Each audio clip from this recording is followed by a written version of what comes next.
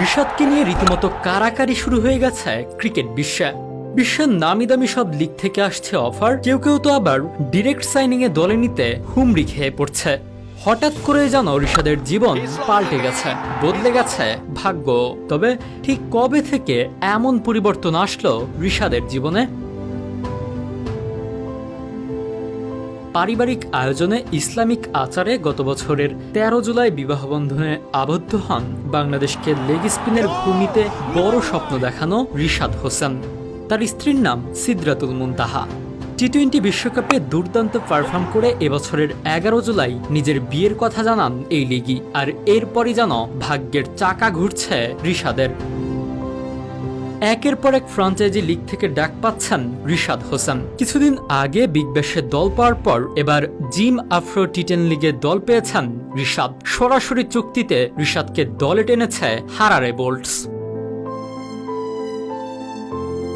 সর্বশেষ টি-20 বিশ্বকাপে বাংলাদেশের হয়ে সবচেয়ে উজ্জ্বল ছিলেন লেগ স্পিনার রিশাদ হোসেন। একজন লেগ স্পিনার নিয়ে দেশের ক্রিকেটে হাহাকারের কমতি ছিল না। সেই হাহাকার অনেকটাই ঘুচিয়ে দিয়েছেন রিশাদ। বিশ্বকাপে তার স্পিন ভিলকিতে কুপকাত হয়েছে প্রতিপক্ষ। 7 ম্যাচে 14 উইকেট শিকার করে আসরে বাংলাদেশের হয়ে সবচেয়ে বেশি উইকেট তুলেছিলেন এই ইয়াং স্টার। বিশ্বের অন্যান্য দেশ যেখানে লেগ স্পিনারদের নিয়ে রাজত্ব করছিল, সেখানে বাংলাদেশ হন্যে হয়ে খুঁজে বেড়াচ্ছিল একজন লেগিকে।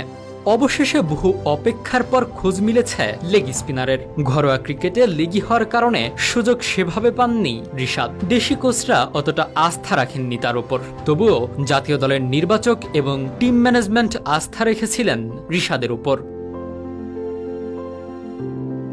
প্রধান কোচ চন্ডিকা হাতুড়ি সিংহের সাথে spin bowling coach Mushtaq Ahmed প্রতিনিয়ত সাহস জুগিয়ে গেছেন রিশাদকে। বিশেষ করে মুশতাক এসে রিশাদের বোলিংকে যেন নিয়ে গেছেন অন্য উচ্চতায়। দিনের পর দিন সাহস জুগিয়ে রিশাদের কলিজা বড় করেছেন মুশতাক হাতুড়ুরা।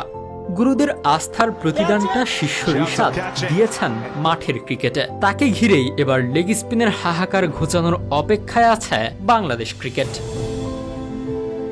কিছুদিন আগে বিগ ব্যাশের দল হোবার্ট হ্যারিকেন্স দলে টানে রিশাদকে। এবার জিম আফ্রো টি10 লিগের দল হারারে বোল্টস দলে নিয়েছে টাইগার এই লিগিকে। হারারেতে সতীর্থ হিসেবে শ্রীলঙ্কার দাসুন সানাকা এবং শিহান জয়সুরিয়া, নিউজিল্যান্ডের জিমি নিশাম, স্কটল্যান্ডের জর্জ মুনসে, ওয়েস্ট ইন্ডিজের কেনার লুইসকে পেতে যাচ্ছেন রিশাদ। সরাসরি চুক্তিতে এদের দলে টেনেছে হারারে। জিম আফ্রো টি10 লিগের গত আসরে খেলেছিলেন 2 বাংলাদেশি, তাসকিন আহমেদ এবং মুশফিকুর রহিম। সবকিছু ঠিক থাকলে এবার হারারে বোল্টসের জার্সিতে জিম আফ্রো মাতাবেন বাংলার রিশাদ। আগামী 21 সেপ্টেম্বর থেকে 29 সেপ্টেম্বর পর্যন্ত চলবে এই টুর্নামেন্ট।